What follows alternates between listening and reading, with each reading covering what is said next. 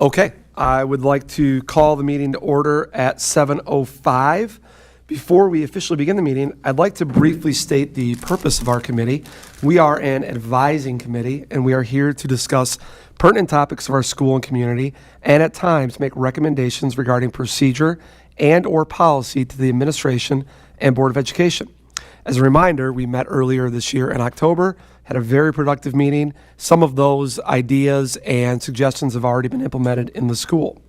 Also, this is a voluntary committee, and I want to really take time to publicly thank all of you for being here and for your service on this group, which is very important. At this time, I'd like to call the roll. Ms. Jimenez-Winton. Here. Ms. Hurtado. Here. Ms. Munoz. Here. Ms. Govertson. Here. Ms. Sladek. Here. Ms. Duzing. Here. Ms. Medina. Ms. O'Donohue. Here. Ms. Villalobos. Zion Campos. Gannon Hostica. Here. Daisy Garcia. Giovanna Rocker. Juliana Moreno. And Samantha Ramos. I know some of our kids may be joining us later. Some of our spring competitions get to an end.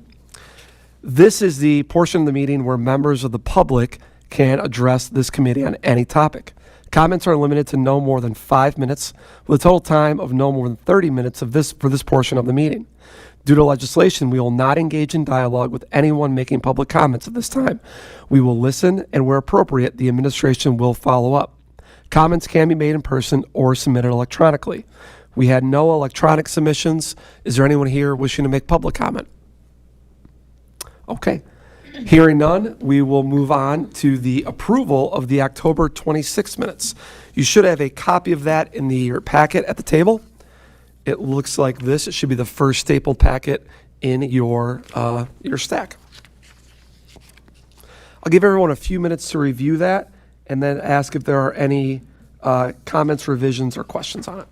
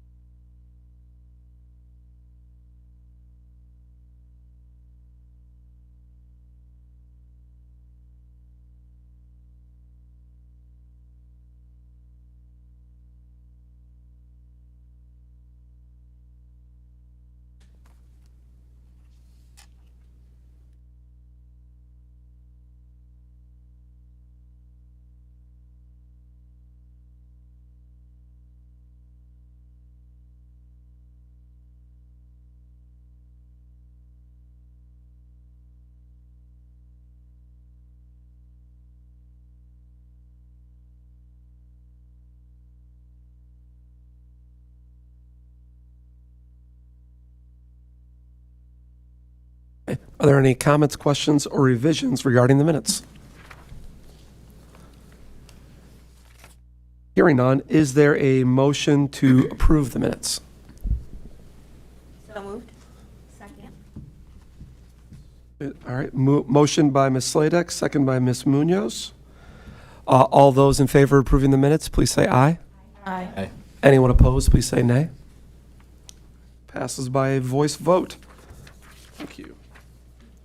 Okay. Getting into our first topic, agenda item number 5, attendance. We do have an update on our attendance, which was a very important topic that we talked about yesterday. Last semester when we met. I'm going to turn it over to Mr. Tato and Ms. Jimenez-Winton to discuss. So on the screen, we have a couple of slides to go over our attendance for the year. So we broke this, what you're looking at right now is a breakdown of the days of the week, what our attendance looks like on the certain days of the week. So as you can see, Friday is our lowest attendance percentage. And Wednesday and Thursday tend to be when we have our highest percentage of attendance. So 91% of our students are in school on Monday, 92% are on Tuesday, and so on. And then we broke it down a little bit further for first hour because oftentimes our first hour attendance is worse than our regular day attendance. So you can kind of see how many absences we have. First hour, again, Friday is our roughest day of the week. And something I did want to mention, our last meeting, we talked about it wasn't necessarily a policy, more of a practice where students would come late to school and if at a certain point they would be held down here. So we did stop doing that. So students go to class basically whatever time they get there, unless, they get here with like 2 minutes left before the bell rings and they won't make it there in time. But we did stop doing that. So students are now going to class whatever time they get there. So that has been really good. Most of the teachers have given positive feedback. Obviously, the kids like that too. So that's been good. On this slide, it's each month. So you can see at the beginning of the year, we started off pretty strong. November, December, and January, we saw our attendance percentage go down. So obviously that's prime sick time. Kids are sick. Also, we do have a little bit of an issue. Well, not an issue, but we do have students that go out of town for family holidays, things like that. So our attendance did go down a little bit. But we were still in the 90s the whole school year. So that's really good news. And our attendance has started to come back up in the last 2 months. This is specifically for semester 2, broken down week to week. So right around week 6, we started to see a dip, and we actually noticed that first semester, about a month and a half into school, that attendance did dip. So we kind of decided at the 6-week mark in student services that we would have an attendance night where we basically printed off who our students were that were missing a lot.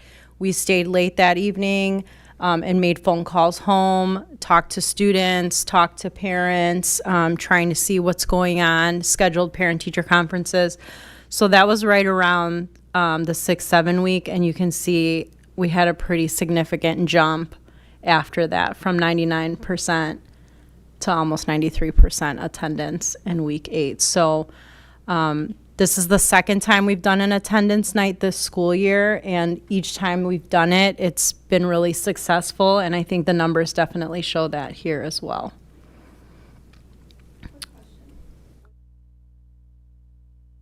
No. We did it later first semester, and that's why we decided to do it sooner, because we went back and looked at the data and saw that there was a dip right around a month and a half. So we decided to do it sooner the second semester. What did the parents say, like, when you guys were calling? Like, what were barriers, or what are they kind of going through? I'll let Janet answer because she actually is one of the people that made a lot of those phone calls. It was counselors, social workers, deans assistants. So I think what was nice about calling, yes, thank you. What was nice about the attendance night is we're calling parents when they're actually home, so they're actually answering. So it's not saying that we're not calling them during the day, it's just that it's harder to reach them. So it was a lot easier for us to be able to get a hold of parents and say, hey, we started the new semester, and they'd be like, oh, I didn't know my kid was not coming to school or had that many absences.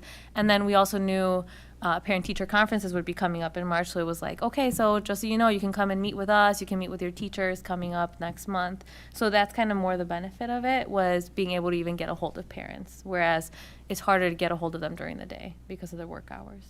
And did they say like, or they've been sick? or- Some of them were, but at that point it was like end of February, right? So they were already mostly back from their vacation because most of the kids were coming back like January. So this was us making sure like, hey, is it because you guys were out of town or your kid's sick or what's going on? So there was a couple that were like, oh, we're sick, but for the most part it was a lot of like the kids that were struggling with being at school. Yeah.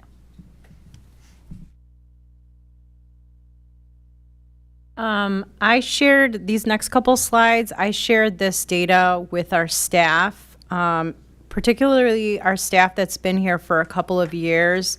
Even though our attendance overall is pretty good, for staff that's been here for a couple of years, they definitely notice a difference this school year as compared to, 4 years ago and before that. And so I shared this data with our staff, just to kind of go over that this is a nationwide problem, but I kind of tried to keep it a little closer to home and showed them some of the data from local high schools that are also struggling with attendance. And so these are their percentages of students that are chronically absent. So these are students that are like, it's a constant issue, not just like, once every now and then. This is like chronic absenteeism. So you can see these 3 high schools, what their percentages are. And then here's a couple more schools as well. Fenton has a very similar demographic to ours, so they're always a good one to look at as well. And then Leiden as well, yep. And proximity-wise, the other high schools here you can see. And then I showed them our chronic absenteeism. So we are among the better in the area in terms of that issue. Obviously, nobody wants 25% of their school population to be chronically absent. That's not like we're okay with it, but it's definitely something that is affecting high school students across the area. So, and we've talked with a lot of these high schools to try and see what they're finding. Go ahead. Sure, I'm sorry. No, you're fine. What is the number that puts you on a tipping point between frequent to chronic?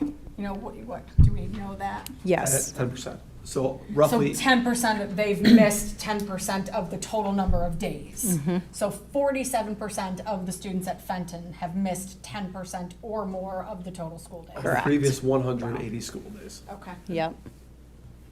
Because it rolls, so it's 180 school days, so even Got from it. like Yeah. the end of last school year. And these are full day absences or? Yes, they're looking at full day absences, and that's what ours is as well, just to compare the two. But like, that's why I shared the first period attendance, because our first period attendance is worse than the rest of our day. So every teacher's first hour attendance looks very different than the rest of their day.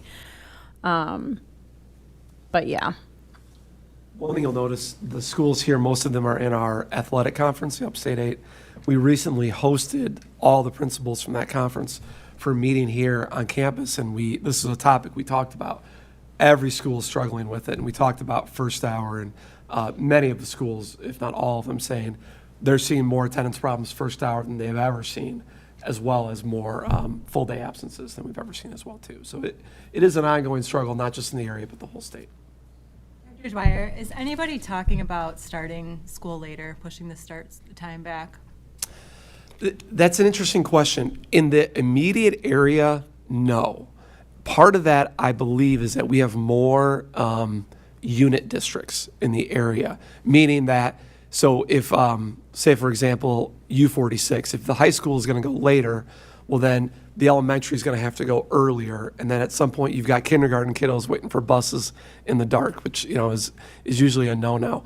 I have heard in the north suburban area there are some schools talking about it. I believe Glenbrook 125, I think is their Glenbrook North and South. I'd heard that they were looking at doing that. So it's an interesting concept. I'm I'm not opposed to looking at it. At the same time, though, I am very mindful, we share bus contracts with our feeder schools, so that would dramatically change either what we're paying for busing or their start times as well, too. So But there's I a will ripple say effect. if you look at the slide that I showed, it was the second slide, our Monday attendance is rough first hour. And I think it's because the kids, and maybe the kids could speak up, the students could speak up here, but I think they're like, oh, I have plenty of time. And then like that Starbucks line is super long, or McDonald's breakfast, takes a little longer to eat.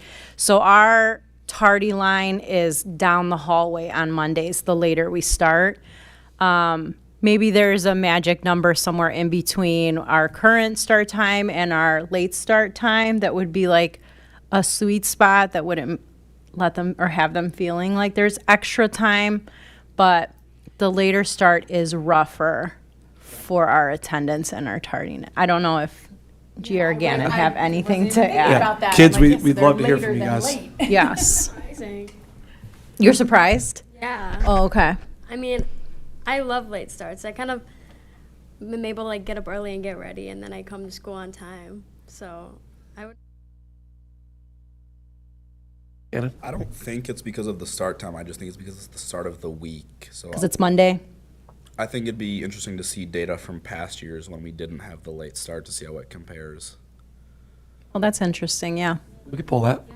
I wonder too, during the time where all the principals were here, was there any like incentives that were shared? I know at the high school level, it might be a little bit more difficult to get student buy-in, but have we kind of thought about maybe some incentives or opportunity, I don't know, to make it more? Yeah, it's an interesting question you bring up. So we specifically have not talked about incentives here, maybe in that PBIS format, if that's what you're referring to. I'm not familiar with any high schools in our conference who have looked at the incentive part of it. Part of it is when we look at the really chronic absences, so the 10% or more, I think we're really hamstrung in that the issues are complex. They are not an incentive away from, oh, free coffee, I'll be there at 7:55. It is a much more complicated, usually familial, economic issues or just different dysfunctions that students or families might be dealing with a lot of times that are causing that. One of the things that was both challenging but encouraging to me was when we had our attendance night back in February, everybody that was being reached out to had been reached out to multiple times. There have been multiple contacts, interventions, services provided. So it isn't a lack of outreach. It's a lack of what's going on in that kid's life that we can try to help them navigate through and really support them emotionally with. I think the incentive idea would be good for the kids that just come late first hour or something like that, like kids that just struggle to get here. But yeah, I think Dr. Dwyer is correct that I don't know that an incentive would necessarily help the chronic, those 25% of our students, because I think even those parents were a lot of times at a loss for what to do. And do we know like what specifically? I mean, I know Some of it's like mental health. A lot of it is mental health, and and the mental health of it is not like, oh, they have depression, they have anxiety. It's like compounded with a lot of things that are going on. Like the family's in a hardship and there's anxiety and there's been a loss. Like it's a lot of things combined together. And so what we've tried to do with those families and some of the things that we were able to do on attendance night was offer, okay, well, let's look at their credits. Let's see where they're at. Could we put them in our STAR program? Could we put them in one of our alternative options where they could go to school part-time, work on their credits at their own time? Also talk about summer school options to catch up. So we give them a modified schedule. They still have a regular schedule here, but maybe they don't have first hour or they leave after 9th and 10th. A lot of the kids too, the more absences they have, the harder it is for them to actually come in.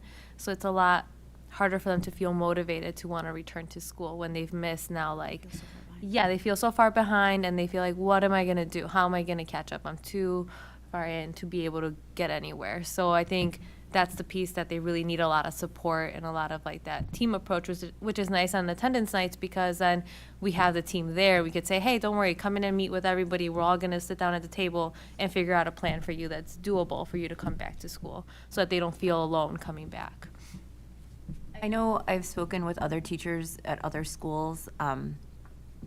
I'm not sure if it's been approached here, but they have programs in place where if you're absent to first hour, or like kind of to catch things like this early on versus waiting for like an attendance night, because then we can offer those supports to the families and to the students kind of earlier in the school year versus 6-7 weeks in, when now we have to look at things like credit recovery and drastic changes to their schedule. But if we can provide those supports early on, and I know our resources in the building are, we have limits to, the staff and time and things like that. But if we can, reach these students early, say within the first week or 2 or even 3, well, by 3, I feel like that may be too late. But, if they're absent a full day or even 2 days in a row, then automatically they're put on a list, and someone like counselor or social worker has to, call them in and talk with that student. And, what's going on? We noticed you've been absent 2 days in a row. What can we help you with? What's going on? That may be helpful, and it may decrease those numbers so that even those attendance nights aren't as, lengthy, maybe come, week 6 or 7. Yeah, for sure. I think with Ms. Hurtado and I being in our roles this year for the first year, there is a lot that we learned in this first year. And there are a lot of things that we'll be doing a lot quicker next school year. And even the way student services is meeting every other week, teams are meeting every other week. So the deans are meeting every week, but the social workers and counselors would be every other week.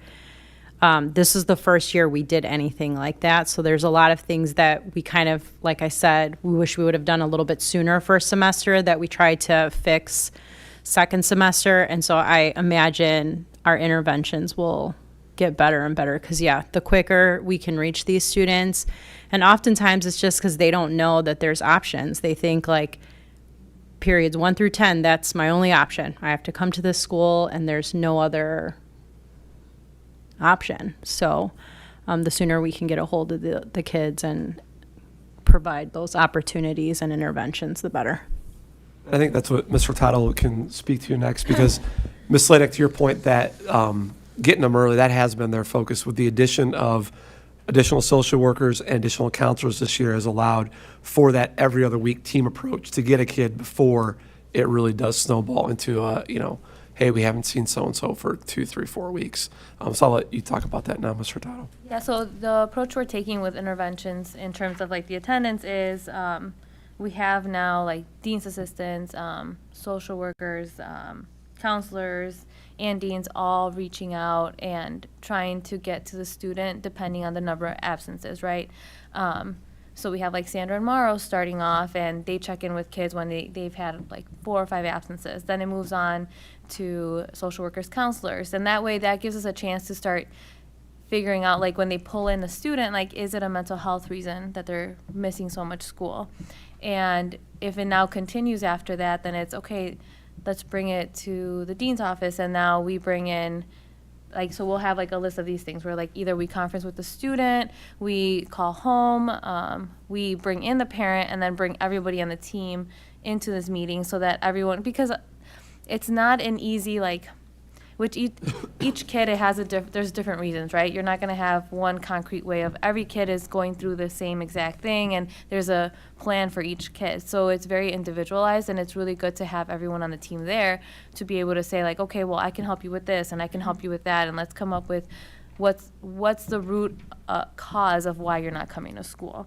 And then we found that home visits tend to be very beneficial. Because then if the parent can't come to us, then we go to them. Or if the kid's at home and hasn't been coming and we haven't seen them in weeks, then we go and we find them, and that way we can talk to the student directly. And so we found that the home visits were really great, and I think what I'd like to do is maybe do like those home visits sooner, right? For me now, knowing my role is trying to get to those kids, like home visits the first week, second week of school, like where are you at? Why aren't you coming to school? Because I found them to be really beneficial. And then kind of our last resort is referral to the Regional Office of Education for kids who, despite all the efforts of parent meetings, showing up to our house multiple times, they're still not coming to school. Now we have to kind of reach out to something outside of our control. Yeah. So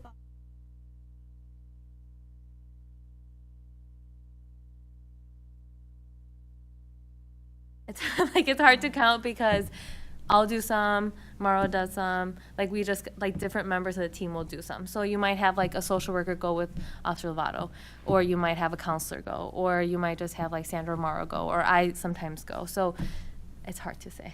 Are these like scheduled, agreed upon times? It's kind of like, okay, like when we meet in our biweekly meetings, we're like, well, nobody's heard from this parent, like they're not picking up the phone. How about we do a meeting, how about we go visit the house tomorrow? If they don't show up to first and second hour, let's go. We typically go around like 9-ish, because that gives a chance to see is the kid gonna show up?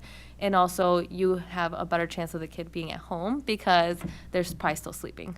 The family does not know that we're going. Sometimes the parent will answer and will say, yes, come to the house, we'll be there, because I can't get him to leave or her to leave. So sometimes, but mostly it's because we have no contact. Yeah, because you'll have the parents that are like, I can't get them out of the house either. And so I'm like, you know what, we'll come tomorrow. And they're like, okay, we'll be here. And so we have a parent meeting in the house. Or outside. Or outside. Yeah. I commend you. That's a brave thing to do. Do you go in pairs, I hope? Yes. Oh, yes, I never Nobody go goes alone. alone. Yeah. Nobody goes alone. Yeah, nobody goes alone, yeah. But it's really important, I think, to mention that I think that that's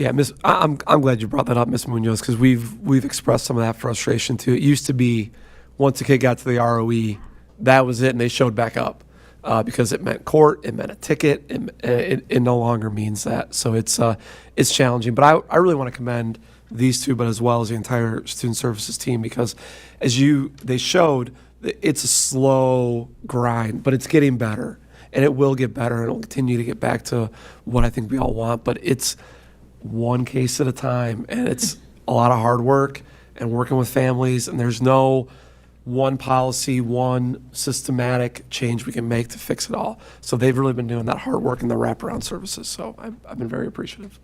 We know how these numbers compare to 3 or 4 years ago? I mean, is it significantly worse post-COVID? We did have a slide with the staff, and I'm trying to It's about 2 to 2.5% lower than post-COVID. So right now, on average, we'll be right about 92.5%, 93%. Before COVID, about 95.5%. daily attendance. Daily But I think attendance, the sorry, chronic yes. absences, it's Oh, a big difference. Yeah, it's about double the chronic Yeah, I absences. think it used to be like Yeah. 12, the chronic absences. Just when you but- said how many Yeah. cases are due to mental health, and I'm wondering if that's stemming from COVID and Yeah. all the things that have happened in the last couple of years. Well, interestingly, chronic absences everywhere were really creeping up before COVID. It was going from schools having 4 or 5% to 8, 10, 12%. And that was one of the motivations behind our student support initiative, Den Time, prior to COVID ever happening, was that we were seeing an increase, and then with COVID, it exploded everywhere. Everybody's chronic absenteeism just went through the roof. Yeah. Okay, we'll move on to our next topic, which is the handbook revisions. It is, again, that is another stapled packet that you have in your stack in front of you. And you've got first a memo, and then you've got individual PDFs of the handbook where those changes were made at. So, Ms. Whitten, I'll turn that over to you to go through. So I'm going to go through the memo because it's a little bit easier to find the changes. So every summer we go through our student handbook. Again, with this being my first year in that role, I was just trying to modify what I thought needed to happen. And then I don't know why, but the ROE and the state and everyone decided to make some things a law in September. Our books were already printed. So some of the changes in here are because when it was a requirement, we had already printed them. Some of them were just either completely new or one of the things was something that was in there and then somehow it got deleted. So I'm just going to go through some of these changes that you can see. So the first change, this is the one that somehow accidentally got taken out with dress code. It's in regards to student hair. So that is a law, so that's going to be added back in there. The second change has to do with students who have disabilities who don't necessarily qualify for an IEP. They could qualify for a 504. This is a common practice, obviously, in all schools. It is a common practice here, but it was not specifically in our handbook, so that is now in there. Change number 3, that is a newer one. This is in regards to violence in teen dating. We have to have something in there letting the students know that if they are a victim of this or if they see violence or anything within dating, that these are the people that they can turn to. We have addressed this topic in DEN and in some of our SEL things that our social workers do, but we didn't have it in our handbook, so now it's in our handbook. Change number 4 is in regards to if a student owes money on their account, we cannot hold their transcript or their diploma for those fees. That is a law, so that is now in our handbook. And the final one is in regards to military service. So if we have a student that is in the military and they're still a student here and they move or they're doing anything else, so it's just to protect the students that they can still be considered our student and use the address here that they were using when they were home. And the actual full-blown language is in the pages after that. So if you want to see that. Otherwise, the memo kind of goes through all those. Does anyone have any questions about that?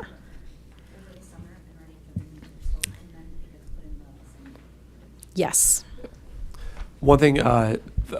Whitten alluded to, but I do want to mention real specifically, and for those of you who work in schools, you probably know this, the state legislature has been very busy since COVID, and there have been hundreds of policy updates in the last 18 to 24 months. And currently, I don't think all these will be approved, but there are 3,000 bills on the floor of the state legislature that are school related. So all of these are coming at a pace that is just so rapid and so quick.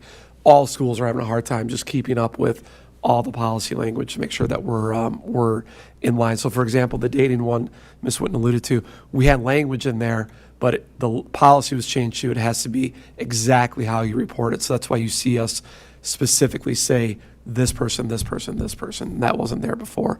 So there's a lot more coming from the state at a bit of an overwhelming rate, but we'll continue to keep up and continue to update this committee on those changes as they come to.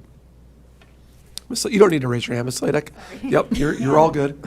All of this information is available digitally online for the kids. So like even as changes happen after it's printed, those can be made online? Is That's that why I correct? provided it, because we made the changes to the PDF. Okay. Now, we're not making them, the day a state law changes, I'm not changing the handbook that quickly. We're not quite that good, but we'll try to look to change it maybe once or twice a year digitally before print. Yeah, absolutely. Any other questions on handbook or anything in the handbook, or students will hear from you about things that could be in the handbook or things that might encourage you to use the daily assignment portion of the handbook as well? I've probably never read the handbook. Well, you signed something, Cannon, that you did.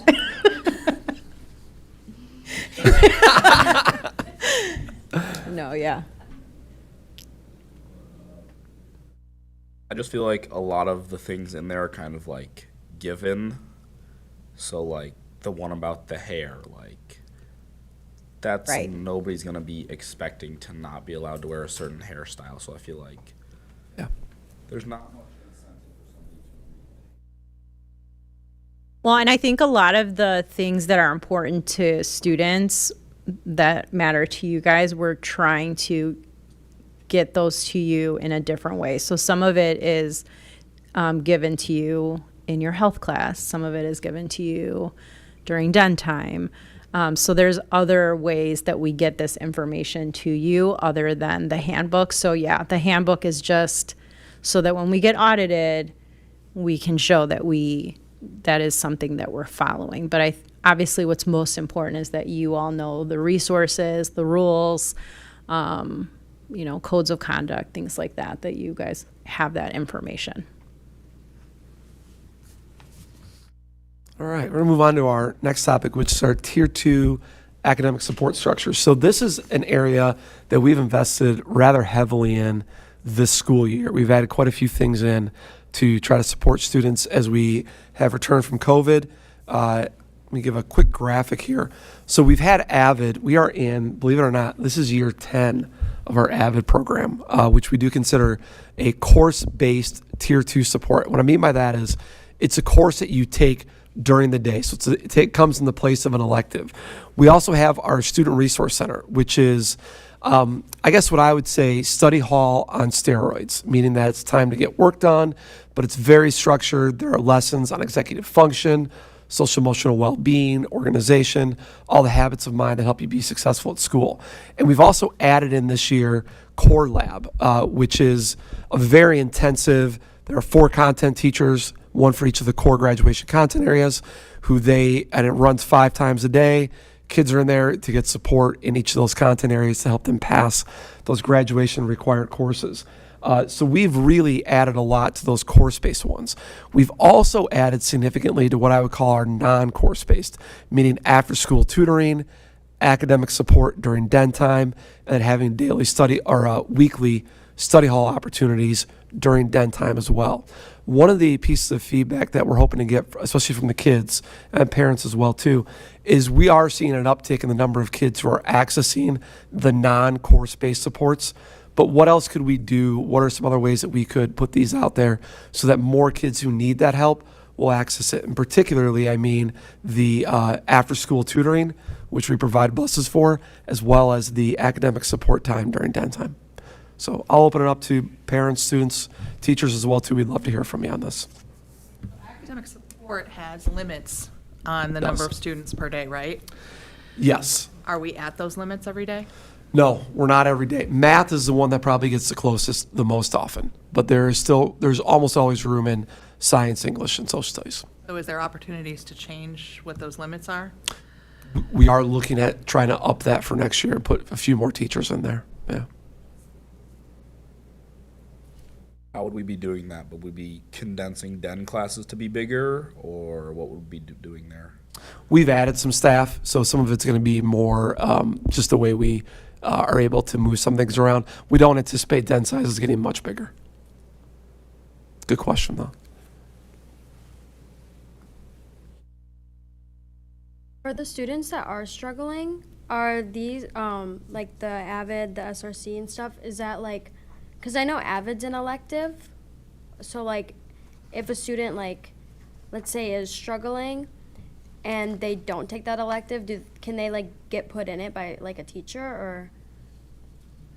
Yeah, they can work with their counselor. A teacher can make the recommendation. It's going to usually go through counseling or the administrative team, depending on which one of those interventions. But yeah, if that's something that they want to look into, their counselor would be the best conduit to get on to figure out which one of those makes the most sense for where they are.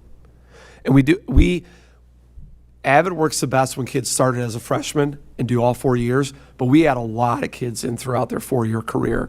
They'll come into Avid a little bit later, and really we see them flourish quite a bit. So the students who are starting as freshmen, are those coming from like middle school recommendations? We think this would be a good program? Yep. And are middle schools fully aware that this is an option that they can recommend to students? Yeah, it's part of the placement process that we do with the middle schools. Our largest feeder, Lehman, has an Avid program. So they have Avid, I believe 7th and 8th grade, Ms. Munoz, right? I don't think it's at 6th grade yet. So they often, the kids who went through 8th grade and it worked right away, those are usually kids that we'll identify pretty quickly. There's also a profile of kids who Avid works for. It's not the kid who has an A and everything. It's more the kids who, a BC student who would really benefit from understanding more avenues about being college ready and having some of that organizational help and some study skill help. And then back to your question about students who are struggling. With Core Lab, some students have that in their schedule from the beginning of the year, and some students have their schedule changed to get into it at different points throughout the semester. And once they've received, that intensive support that they need to kind of get back on track academically, if they're in a good place, then they can be taken out of Core Lab and kind of put back into, an elective or, I hate to use the phrase lesser supportive, but, a different kind of study hall program like an SRC or AVID or even just study hall, once they've kind of gotten a good grasp of the skills that they need to be successful in their classes. The one that we'd love to see, and we'll continue to revisit this topic in future meetings, we've really added more into that after-school tutoring as well, and the attendance has increased since before COVID as we've added more teachers, but I still would love to see more kids taking advantage of that. So that's something that we added the buses in. I believe that helped last year, but the more that we could do to have more kids accessing that opportunity, I think is going to be beneficial for the whole school. Is that, are students only able to go to that if they're looking specifically for tutoring? Or could it be open to students who say, hey, when I get home after school, it's chaos in my house. I don't have a quiet place to work. I don't really need tutoring. I just need a space. So I'd like to stay after and work. Can students do that?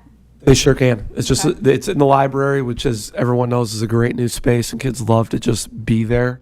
And they can just go do their work quietly and hang out till 4:30 and then take the bus home if they need to.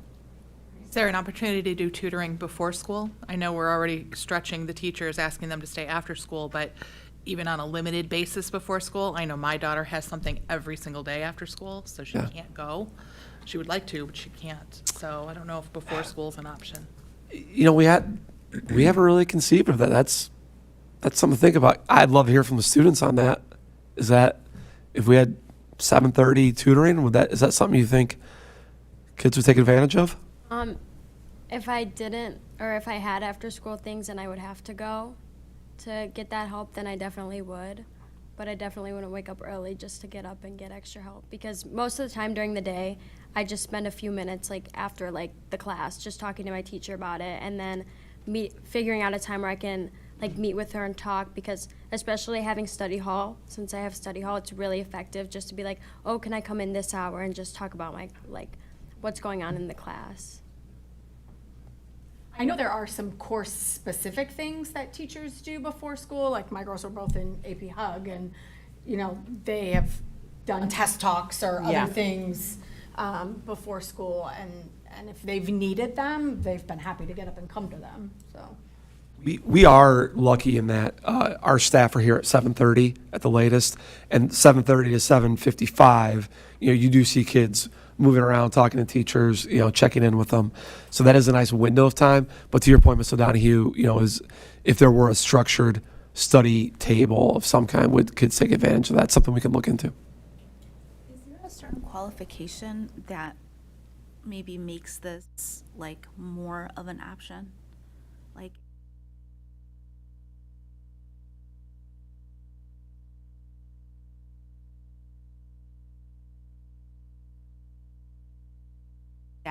have we ever utilized it in that capacity? I don't believe prior to me, since I've been here for 4 years, I don't recall it ever being used, I guess I'll say punitively, where you have to go. It has been more of a voluntary. I'm sure teachers have said, hey, you need to go to this.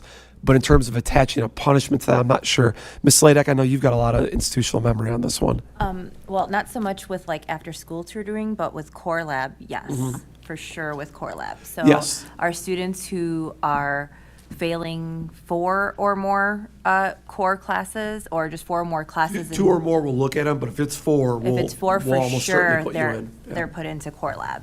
And they're there until they improve and, like I was saying earlier, until they gain those skills they need to be successful.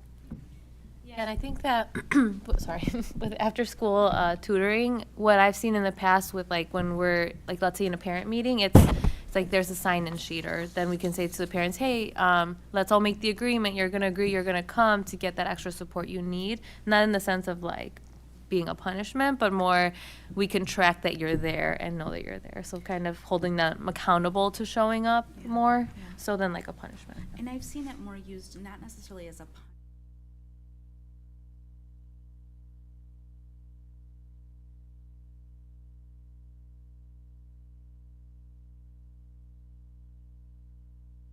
We'll do that with SRC.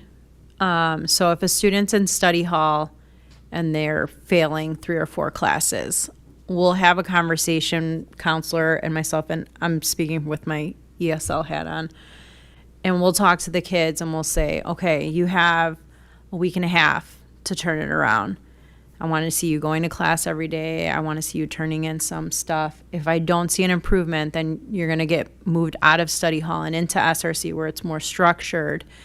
And then we'll put a kid in there. And then oftentimes we do try and incentivize it a little bit. Okay, if by the end of the semester you're passing all your classes, then I'll pull you out of SRC and you can go back into study hall where you have a little more autonomy. So counselors will do things like that with those classes. But we really want the kids to buy in, specifically with Core Lab, because it's so specific, content specific. And to your point, Ms. Munoz, with the high school, they have to earn that credit with that teacher. So even saying, hey, stay after school to go to tutoring, it doesn't necessarily equate to, and then you will pass the class or we will move you on to the next level. It's got to be that credit awarded by that licensed teacher saying that, okay, you have fulfilled this requirement here. Good topic. It's something we've invested in heavily. We're going to continue to do.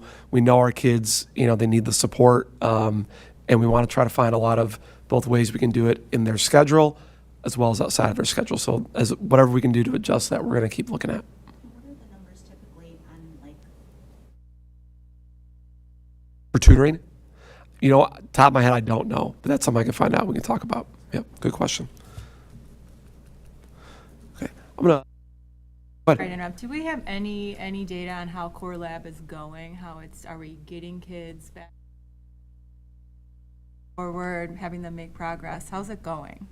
So that movement would typically happen at a semester basis. So if they've done well in semester 1 in there and they're back on track, put them back in an elective second semester. So we want to look at the whole year. What I can tell you though is we had significantly more kids in it second semester than first semester because we identified them, and we're in the window right now where we're identifying kids right now who will start the year in Core Lab for the 23-24 year. But that is something that when we get to the end of the school year, we're hoping to be able to pull some data together to look at whether or not it's being successful, if it's hitting the mark in the way that we want it to. Yeah, great question. I can follow back up with this committee in the fall. I do want to turn it over to Ms. Hurtado for our next topic, which is the parent feedback strategies. So a trend we see in a lot of the high schools is that parent involvement is less than it was in elementary school, which is kind of natural because we want high school students to be a little bit more independent and have more autonomy and control over their education and decisions. As a result, many parents aren't as directly involved in high school. And one of the areas of challenge this creates is how to gather large-scale feedback from parents on topics or issues we need input on from parents. So we have an annual survey, the 5 essentials we have to do, but we haven't reached the threshold for parent responses that we need. And we'd kind of like some feedback from this group as to how we can get more parents to respond to this or to provide that feedback so that we can get a wide range of parents, not just a small representation. How is it going out now? It's on the webpage. It goes out via email. How else does it go out? I believe we also texted a link to the webpage portion of it as well. Yeah.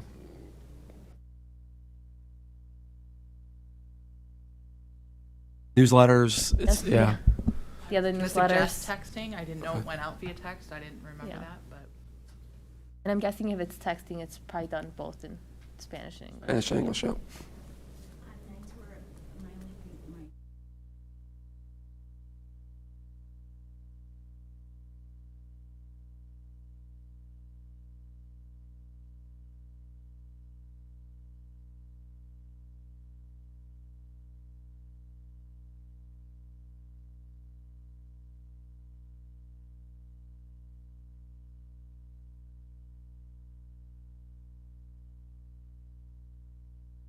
A lot of our families don't have Wi-Fi, so that's another issue.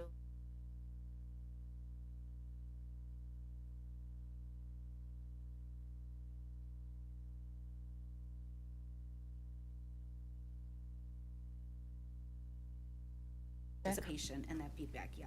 And Being both an educator and a parent, I mean, the 5 essentials survey is a meaty beast. And it takes a significant amount of time to slug does. through it twice. And I wonder how many people get started in it and then just are like, this is too much. I can't finish this. And so I think, I don't know, I default back to education, but I don't know how we get people to understand the importance of the information that is gained from it. But I was going to say exactly the same thing that you did. I know that the window for those surveys is small, but we have so many activities that people are coming into the building for, whether it's during basketball season or whatever. And like, even if you had people handing out flyers with Smarties taped to them, like, hey, do this, here's the link. I just don't know if there's a way to because chances are the parents that are making the choice to come into the building for other activities are probably going to be your parents who are most likely to then go ahead and complete those. And not that those are the only parents you want to capture, but my guess is you're probably not capturing a large percentage of those people who are already coming here and making the effort to be here. And it may just be a lack of awareness of it. So if you could be a little more in the face of the people who are here, that might help a little bit.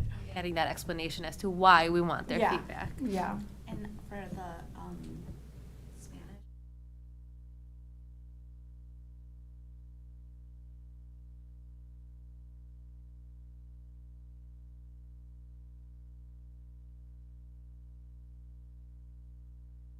that also could be like a snippet of like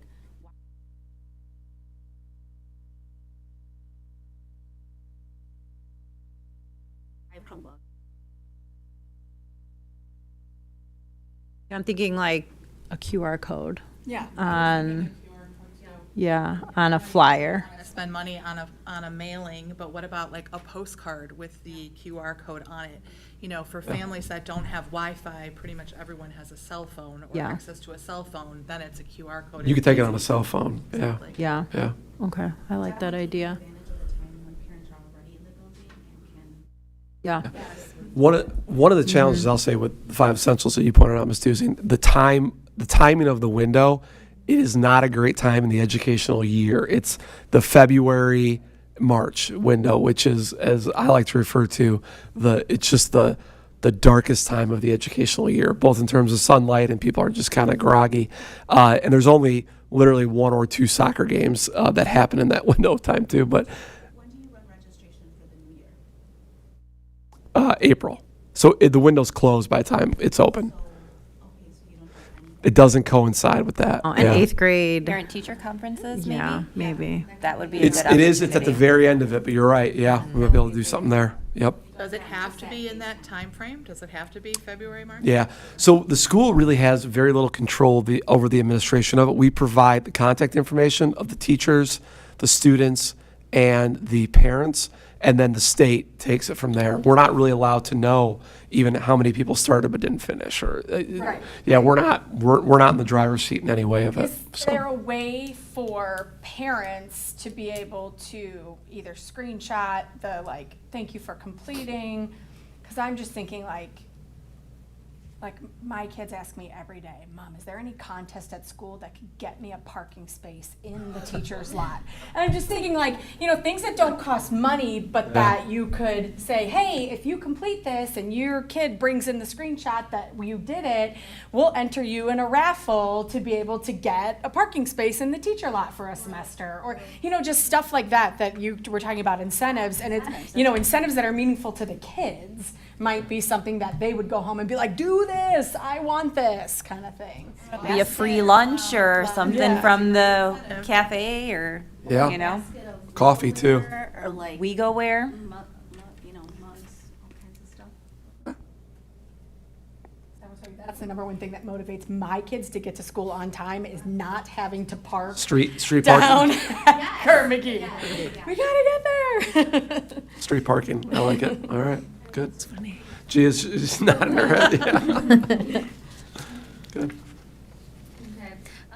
So along this too, we've actually done some parent engagement nights, and some of the topics we've covered has been like school safety, vaping, mental health, and we had a roundtable to allow for like parent discussion or questions that they may have had. These were both done in English and Spanish, but we found that there was different needs among the groups when we were doing these presentations. And so we have like a consistent group of Spanish-speaking families that shows up to the presentations when they're given in Spanish, but not quite as many English-speaking families. So we typically do, let's say if we did, the most recent one was a mental health one where I was talking about parents' mental health and self-care. And so it was done at the same time in Spanish and English, but the showing of people was greater in the Spanish-speaking family. So we're just trying to figure out how, and if any of you have any suggestions on how we can get more parents to come in or more engagement on that, because we want to make sure we're covering the needs of everyone, and that we're also getting as many parents in here as possible to take advantage of those things. Yeah, because we don't have the 5 essentials data, we don't really know what the needs are. Like, what do high school parents at West Chicago, what do you guys need? Will you get the 5 essentials data eventually? No, if we don't get You don't a meet the certain threshold, you get percentage, nothing. they don't share any of it with us, which is kind of unfortunate. Well, we do get the teacher data and the student data. We far and exceed those thresholds every time. Not the parent data, though. So can you run your own parent survey at a different time of year? Yeah, we had talked about that through the counseling department, because we do needs assessments for our students through counseling as well. So we had talked about kind of piggybacking off of that and kind of creating our own. But I guess the concern remains, how do we get it from the families? I mean, can you do?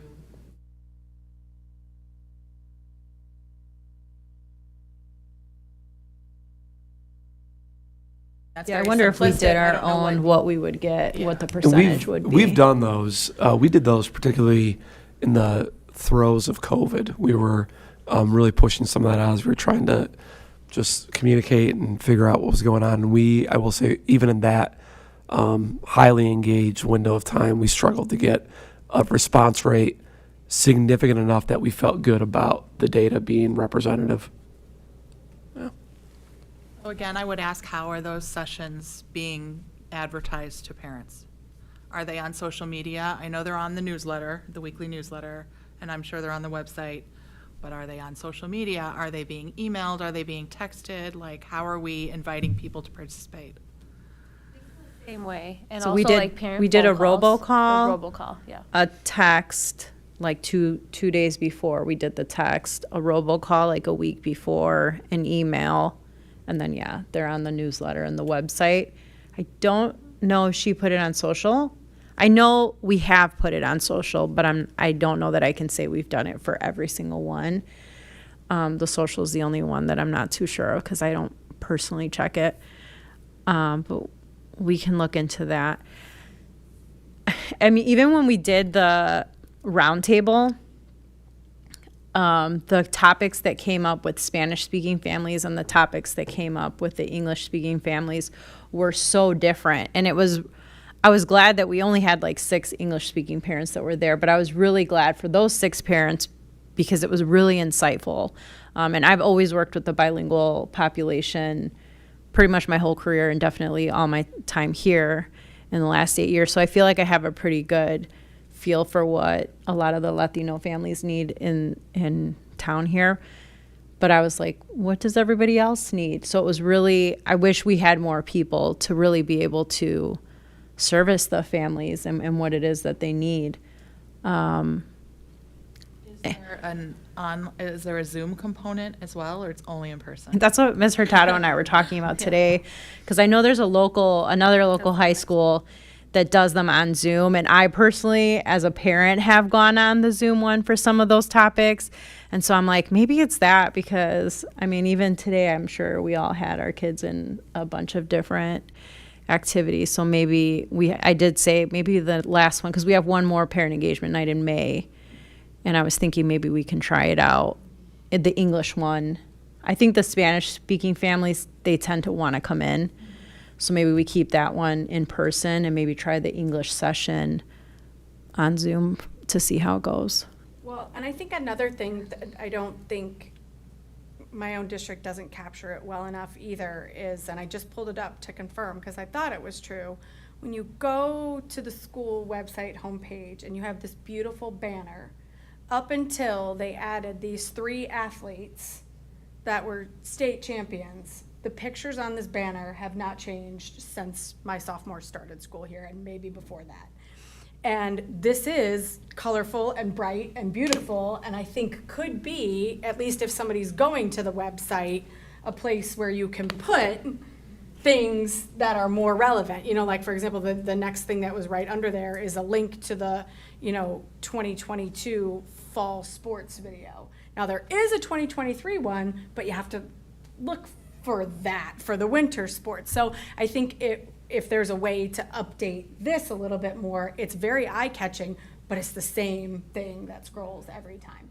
Funny you bring that up. We actually are going to be migrating to a new website server this summer. So the plan is to do it right before we start the next school year for exactly what you're talking about. Is become there are more user-friendly versions of school websites out there that we're gonna shift over to. And I know managing these websites can be a beast too, I'm sure, but just because it is, like it's, when you go there, you always land at the same homepage, and if there was banner information, that would get more people to see it there.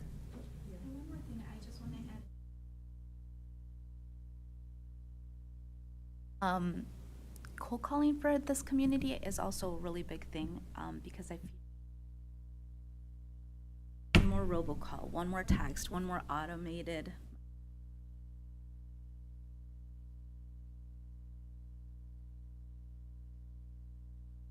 calls, like at least again for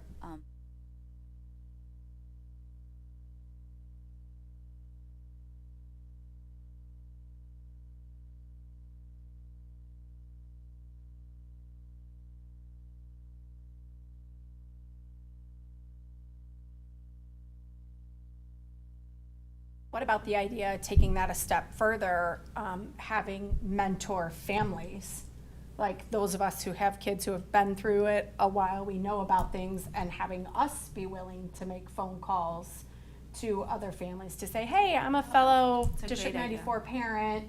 Were you aware of this? Love to see you there, you know?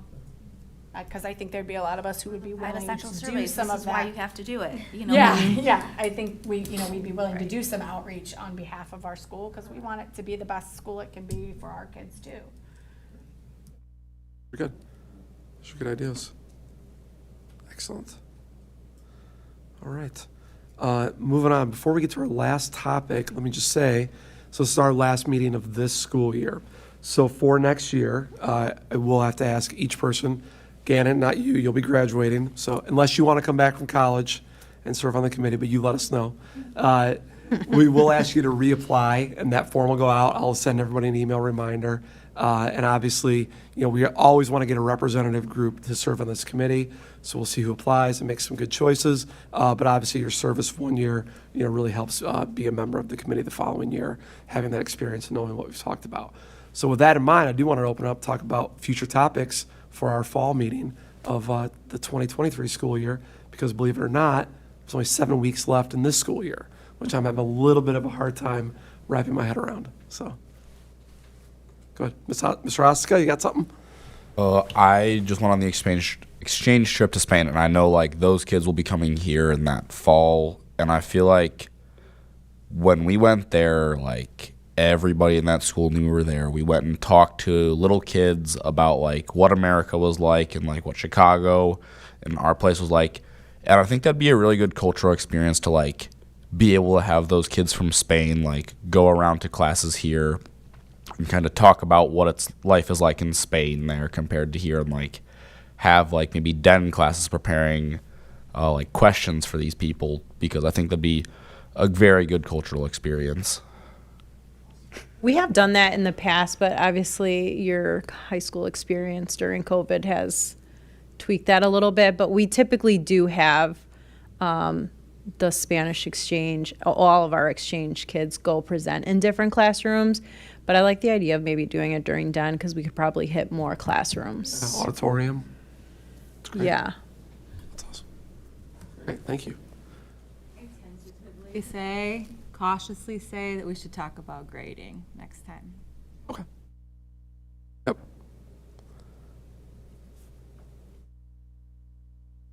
Hopefully we'll have some good data we can share with that too. Good call.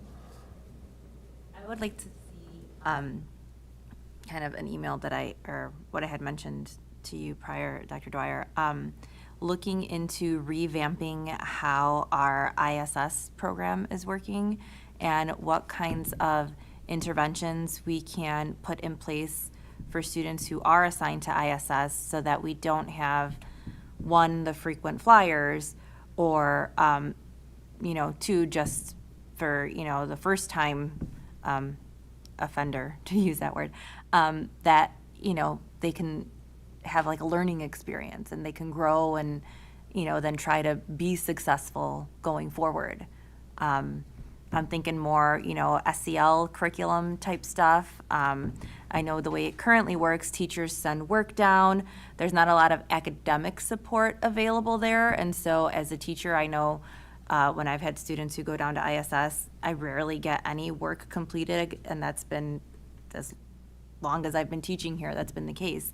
And so as much as I hate to say it, maybe not have academics be a heavy component of their day in ISS, but make it more about, growth, maybe have an individual reflection component, some group discussion, some group interaction, and just ways to, to improve their behaviors or to change their behaviors to do something more productive, so that, whatever caused them to be there, they don't, fall into those same habits again. Some of those are going on too, but I think you've brought some other additional ideas as well too. That's good. Yeah, Ms. Munoz. I definitely want to hear back that part on how we're kind of looking to, or how we're going to move forward into next year. Definitely excited to see but looking towards more of those things.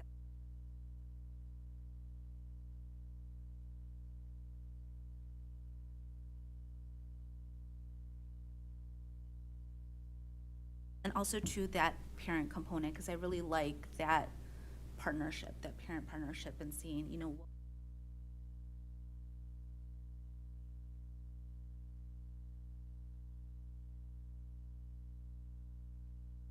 what the vision is of where, what, well, and then what the school district, you know, like kind of where. I think I was thinking for open house in the fall, maybe we have a table for like PTAC and the bilingual parent advisory committee that I have, and having some parents at those two tables to kind of start that conversation. Yeah. Could there be a handout at open house of all of the opportunities throughout the year for parents to participate? So the parent information sessions, you know, this committee, all the things that parents can do throughout the year, because sometimes parents just don't know what's available. Yeah, we had magnets made last year, and they came like 2 days after parent or open house. It was supply chain issues. You ordered them in plenty of time. To your credit, you did. So, because that's what I was thinking, like if a parent could just put like this magnet on their fridge of like different events that are going on. So I'm gonna order those way earlier this summer. So hopefully that's something we can do. But I do think You like could even having put a your QR face, code on the yeah. magnet that goes right to what's happening this week at WeGo. And has Oh, that's a all good too. like, Oh yeah, Yeah. you know, that's a good all idea the too. athletic events. Once she gets the all new the, website going. You know, like, you know what I mean? Like, just like a, what's, But it because could I know al- when I go to the athletics website from the homepage, I'm like, oh, I wait for that to scroll through. What time's basketball? What time's that? Yeah. You can see that. And if you could encompass more of like, because there's more to this school obviously than just athletics. Like what else Yeah. is going on? That people But it can get include involved in. things too, like the Booster Club and the Educational Foundation. Like a lot of parents don't know that those things exist, so. Yeah. And I think that'll help also with conferences. So like I know with the attendance nights in the fall, I personally believe that those calls really boosted, especially our minority families coming in for conferences. In the spring, we didn't quite see that involvement. It was kind of back to typical numbers. Yeah, but that's kind of why I asked when those calls were made, because I think that made a difference if they were made, you know, closer to parent-teacher conferences. Yeah, the And- first semester it was like a week before parent-teacher conferences. The second semester, because we did it at the 6-week mark, I think we were still like 3 weeks before parent-teacher conferences. And we saw the conferences we just had last week or right before break. They were right in line with the pre-COVID spring numbers, which are very low. The spring conferences are typically lower. Yeah. Yep. Yep. That's been a good COVID change, I think. Yeah. I agree. I think with that, I know we discussed, you know, among the teachers, concerns with, you know, like translators for conferences. I think I've talked to teachers at other districts, like District 33. They hire community members to come in during events like conferences and other, you know, events that parents will be at. They hire them as like paid translators. I know legally we can't have parents or other students come in and translate, but we can have, you know, graduates can come back in who live in the area, or, you know, aunts, uncles, or somebody else who's not, you know, a stakeholder, obviously, but coming in and helping and getting paid for it. I don't know what the rate is.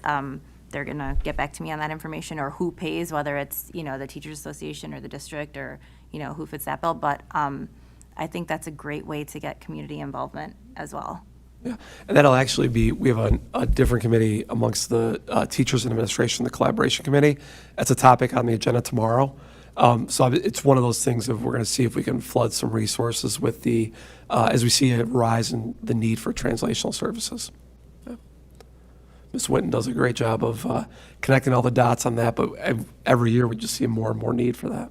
So, good. I think another topic that's probably good to continue to revisit every year is just like student safety. And I mean, I know you guys.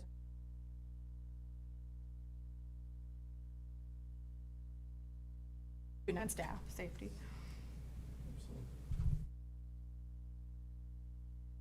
Any other future topics? Okay, hearing none, I'll get to the most exciting topic. Is there a motion to adjourn? Ms. Munoz moved. Is there a second? Ms. Duzing, second. All those in favor of adjourning, say aye.